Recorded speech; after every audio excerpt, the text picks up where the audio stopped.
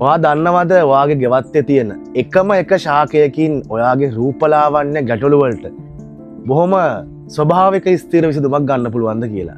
ඉතින් අද අපි වීඩියෝ එකෙන් කතා කරන්නේ මෙන්න මේ කෝමාරිකා ශාකය පිළිබඳව. ස්වභාව ධර්මයෙන් අපිට ලැබුණු දිව්‍යමය ඔසුවක් තමයි කෝමාරිකා කියන්නේ. මුලින්ම අපි බලමු කෝමාරිකා අපේ ඇඟ ඇතුළට කොහොමද උදව් කරන්න කියලා.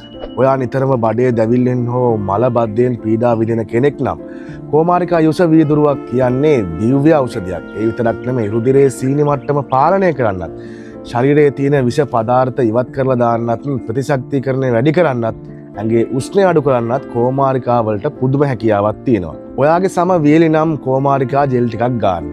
ඒක සමේ තෙතමනය අඳවාගෙන සම පාලනය කරනවා. කුරුලෑ ලප කැලල් මකා ගන්නත් මේක ඉතාමත් සුපිරි ක්‍රමයක්. හිස්වර නිසා ඔයාට කරදර වෙනවද? එහෙනම් සතියකට දෙපාරක් කෝමාරිකා මදය හිස් කබලේ ගාලා විනාඩි 20ක් පමණ තියලා සෝදලා හරින්න. හැබැයි කෝමාරිකා පාවිච්චි කරද්දී මේ දේ අනිවාර්යෙන්ම මතක තියාගන්නට ඕන.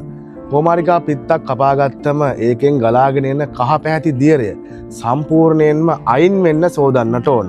නැත්තම් ආසාත්මිකතා ඇති වෙන්න පුළුවන්. ඒ වගේම ඕනම ස්වභාවික දෙයක් වගේම කෝමාරිකාත් නිවැරදි ක්‍රමයට පාවිච්චි කරන්නත් මතක තියාගන්නට ඕන. ඉතින් යාළුවනේ ලෝකයෝ විශ්සුබේ YouTube channel එක subscribe කරන්න, like කරන්න, comment කරන්න. මේ වීඩියෝ එක වැදගත් කියලා හිතෙනවා නම් අනිත් අයට බලන්න share කරන්න. ඉතින් අදට අපි ගිහින් එන්නම් ඔබ සැමට සුවදායක දිවියක් ප්‍රාර්ථනා කරමු.